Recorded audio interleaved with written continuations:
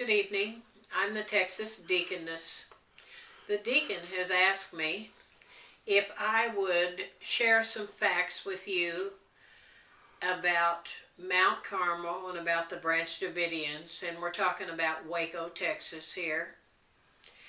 And also, there's an article in the paper about the 20th anniversary memorial service that was held on April 19th. I'm going to start here with a few facts about the Davidians, and this is about the exhibit at the Helen Marie Taylor Museum on the life and history of Waco, and that's at 701 Jefferson Avenue in Waco, Texas. Now the museum is at this time only open Saturday and Sunday between 2 and 5 p.m.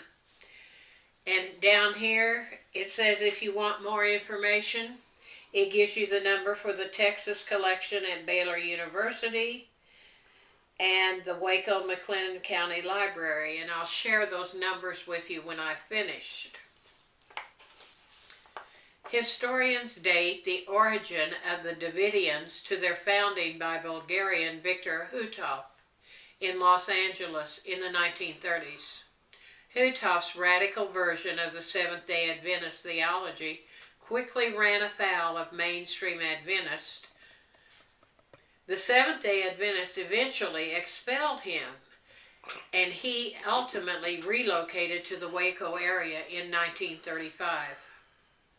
The 377 acres that Hutov and his first 11 followers purchased were more than 5 miles from the center of town, in an unnamed cedar-covered wilderness overlooking the future site of Lake Waco. The heart of the original site still exists, part of which is included in the Vanguard High School on Mount Carmel Drive, near Lakeshore Drive in Waco. Soon the Davidians grew to include more than 100 people. The Davidians remained strictly apart from Waco life, producing their own food, building their own buildings, even printing their own money. Hutov believed the gathering of the 144,000 expected followers was imminent, and Mount Carmel was only a way station in earthly life. Hutov died in 1955. His wife Florence had already begun selling the original Mount Carmel property, which had increased greatly in value since the Waco suburbs were now surrounding the Davidian property. The group moved about 10 miles northeast of Waco to a property near the township of Elk. Florence, using her husband's system of biblical symbols and prophecy, announced a date for the fulfillment of Ezekiel 9 to happen on April 22nd, 1959, and she summoned all Davidians to join her at the new Mount Carmel. More than 100 believers answered her call, but as the hours of April 22nd trickled away without the expected event happening, so did many of the gathered Davidians. Disillusioned by her failure, Mrs. Hutov later renounced much of her faith and sold all but about 77 acres of the new Mount Carmel property, dividing the proceeds among the leaders. After years of litigation, a faction headed by Ben and Lois Roden, who called themselves the Branch Davidians, eventually rebought the remaining property and again began preparing members to go to Israel in expectation of God's kingdom soon to be established. Lois assumed the leadership of the group and began teaching her message of a female Holy Spirit in 1977, 1 year before the death of her husband Ben. She was opposed by her son George Roden, who had expected to be the next prophet. He had also run as a candidate for U.S. President on 2 occasions. In 1981, a young man named Vernon Howell had started visiting Mount Carmel. By 1983, Vernon had begun teaching and was accepted by almost all the active membership at Mount Carmel. In 1984, Lois's son George had returned to Mount Carmel and succeeded in driving out Hal and his followers, who eventually relocated in a rustic camp near Palestine, Texas. On November 3, 1987, Hal and 7 of his followers were involved in a gun battle with George while trying to locate a coffin that Roden had dug up from the cemetery. The assault was stopped by sheriff's deputies before anyone was seriously hurt. A court hearing resulted in a hung jury for Hal and not guilty verdicts for the other 7.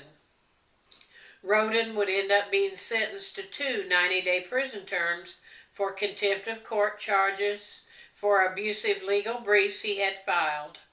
In 1988, Hal and his followers returned to Mount Carmel while George was incarcerated. Hal had changed his name to David Koresh by this time and was attracting new membership from as far away as Australia, New Zealand, England, and Israel. As a result, he began the construction of the large complex in order to accommodate the influx of new students. He was also sponsoring various business ventures to help finance the group's needs. About this time, David started buying weapons, partly as an investment and partly as a means of defending the church from persecution, which he saw as imminent in the near future based on his understanding of biblical prophecies.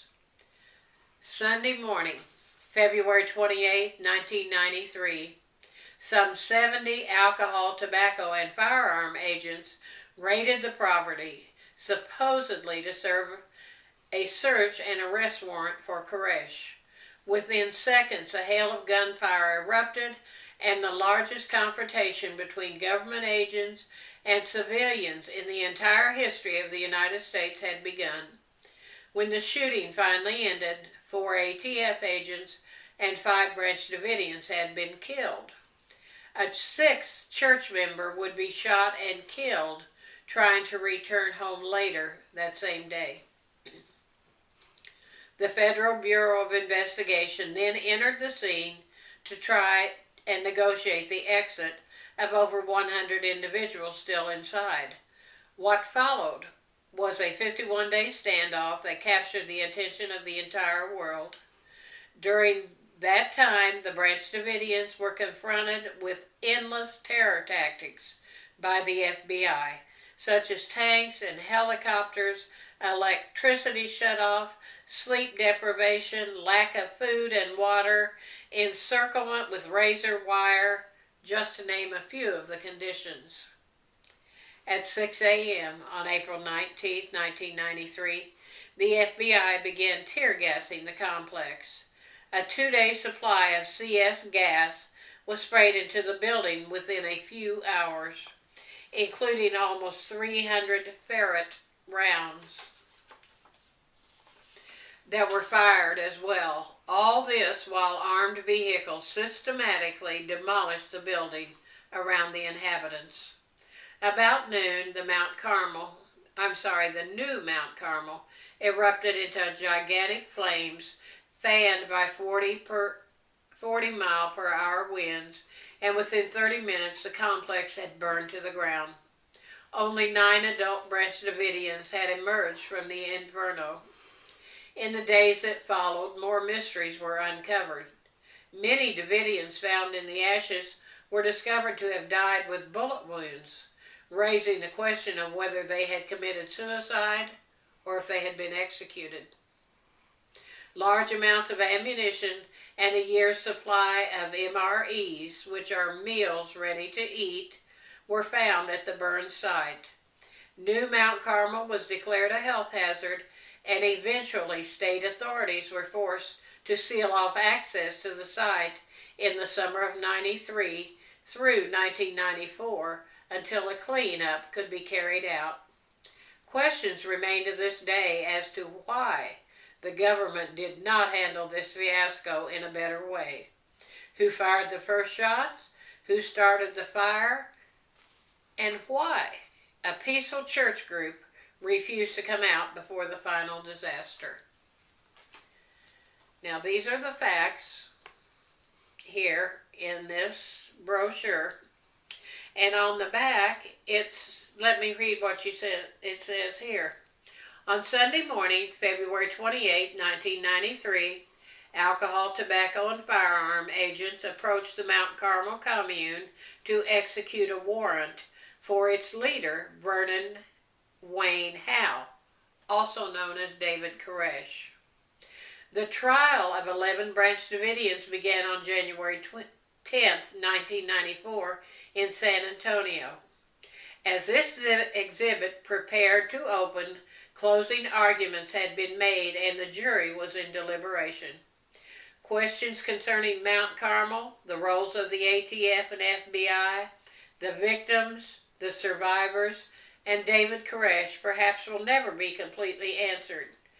Research surrounding the events of Mount Carmel is sure to continue for decades. And I'm going to give you these two telephone numbers. The Texas Collection at Baylor is 755-1268, and the Waco McClendon County Library is 750-5944. I don't know if this has answered or raised more questions for us. The second thing that the deaconess asked me to read is from the Dallas Morning News, and it's Saturday, April 20th, 2013. It doesn't have a byline, and it says, Davidians mark 20 years since standoff's fiery end. Survivors of Blaze, others who left before Inferno, are still haunted. Waco. On a grassy prairie 2 decades ago, massive flames engulfed a religious sect's compound where nearly 80 people, including 24 children, had been holed up since a botched federal raid 7 weeks early. Millions watched live coverage of the fiery end of the government standoff with Branch Davidian members, including sect leader David Koresh, whom authorities had been trying to arrest on weapons charges. Only 9 people escaped. After I jumped out, I could see the skin rolling off my hands, said Clive Doyle, who lost his 18-year-old daughter in the fire but was able to escape. It was pure horror, he said.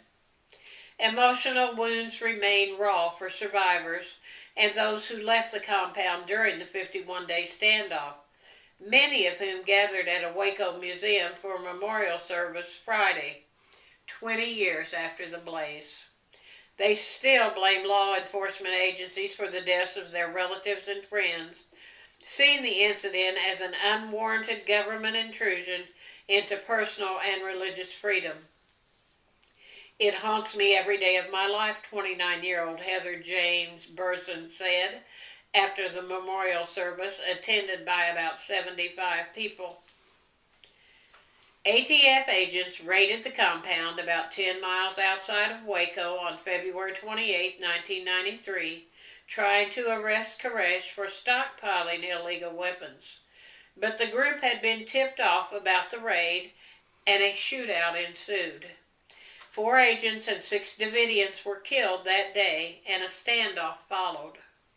Then on April 19, 1993, after an FBI negotiator shouted over a loudspeaker for Koresh to lead his people out, military vehicles began ramming the building and spraying tear gas inside. A few hours later, flames were seen spreading through the compound.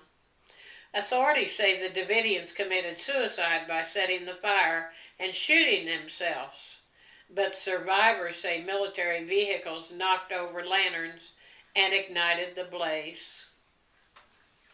It's a lot of information to give you. I hope you can absorb it and help understand. May God continue to bless the United States of America. May God continue to bless the state of Texas. And may God continue to bless you and yours.